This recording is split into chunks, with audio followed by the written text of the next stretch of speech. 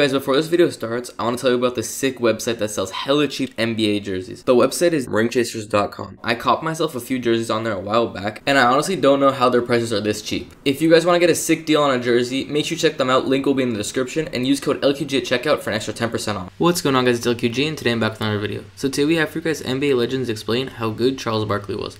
So Barkley was another really requested one. If you want to let me know which players to do next, make sure to let me down in the comments below, and I'll keep bringing these videos to you guys.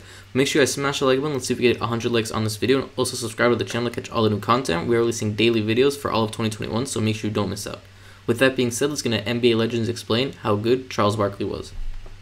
And we welcome you back to Open Court. We've been talking this entire show about the best teams to never win a title. Now we're going to just talk individuals, and this is it's kind of tough. This is like when you're watching golf and it's like, hey, the best player to never win a major and that kind of thing. But this is, we're not talking current players now. We're talking players who have retired. And I don't know if you can narrow it down to one, and I'm thinking if you had to do a starting five, players who never won a championship, if I were to throw at you this starting five. It's got to be positioned? Yeah, this was my position. That's tough. A backcourt of Stockton and Iverson. Forwards of Barkley and Malone, and Patrick Ewing in the middle. Your reaction would be? That's my five.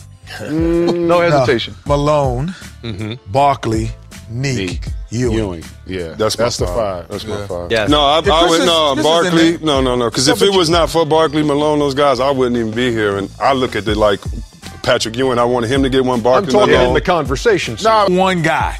If you had to take one, eliminate everybody. So he's the number one Pat guy. Ewing. David got one. Every center got one but Pat. Ewing over Charles. Charles is two. Pat, No, I would go.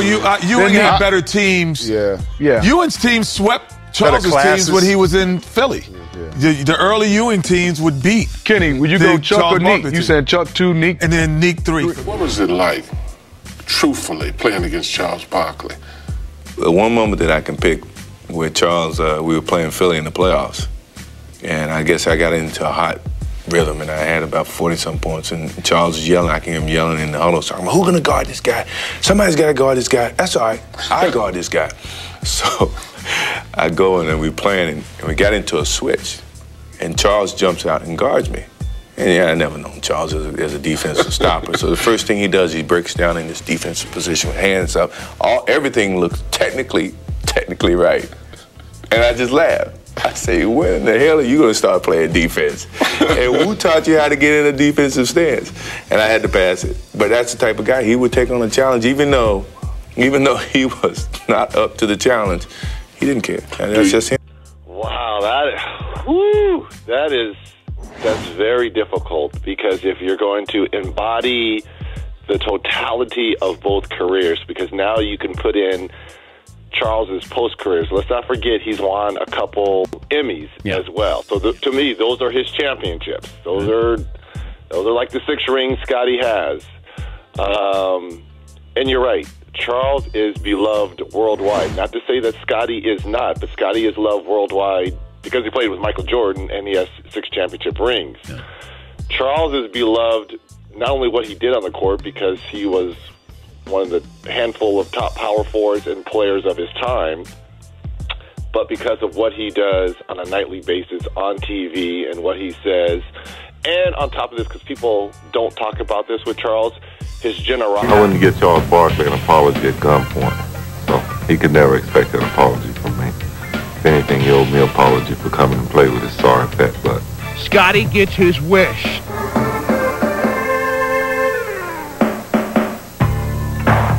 Very selfish guy. He doesn't show me the desire to want to win, and that's my reason for wanting to get away from playing with him anymore, because he doesn't show the dedication.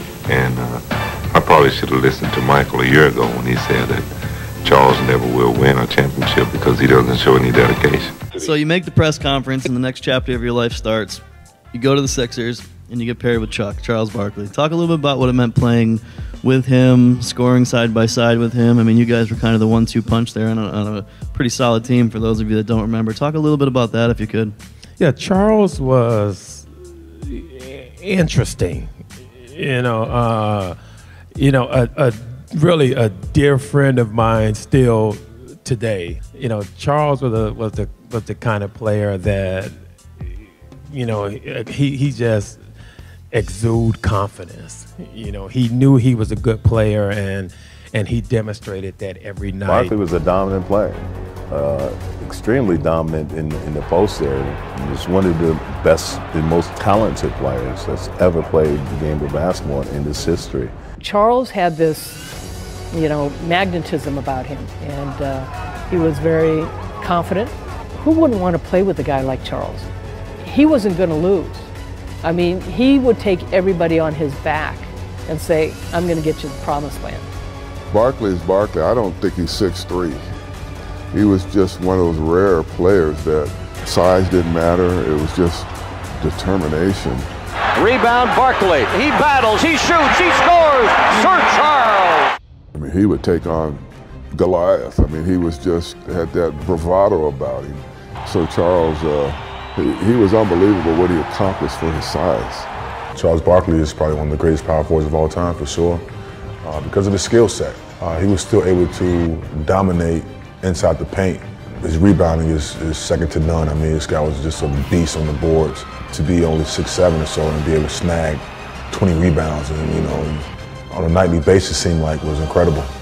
Charles was a different kind of competitor. He wanted to destroy you. I mean, he was a fun guy, and he's super off the floor, a great guy to be around, but such a competitor on the floor, and there was nothing that he couldn't do on the basketball court. Here's the lob for Barkley, goes up and jams! Oh, beautiful alley-oop for Sir Charles. He could get on the roll when the team's down, and he could create a 10-0 run by himself. And we knew we had a superstar. And not only a superstar, we had a person who could sway the officials one way or the other by his aggressiveness, by his physicality, and that was unheard of besides Karl Malone in the Western Conference. He was so genuine. He'd give you the shirt off his back. Great teammate. Cared about winning more than anybody I've ever played with as far as when the game started. Hated to practice. Was the worst practice player in the world. He was the best basketball player I'd ever played with. I'm not saying he's the best basketball player ever, but the one I played with, he was the best basketball player I'd ever played with.